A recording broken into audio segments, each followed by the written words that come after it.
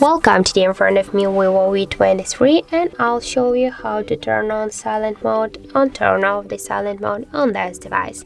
So first we should just press up or down volume button, that doesn't matter, and here you'll see the bell icon. Just click twice on this bell icon and all of your ringtones and notifications, they will be muted, and here you can see, and that means that we just successfully activated the silent mode. If you want to turn it off, just by the same way, press up or down volume button, and after that just click once on this bell icon and you will turn off the silent mode.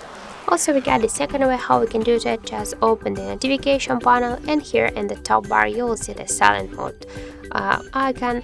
Just click once on this icon and silent mode will be activated. And just to turn off the silent mode, you should click here once again on this icon, and that's it. So thank you for watching, and if you find this video helpful, don't forget to leave a like, comment and to subscribe our channel.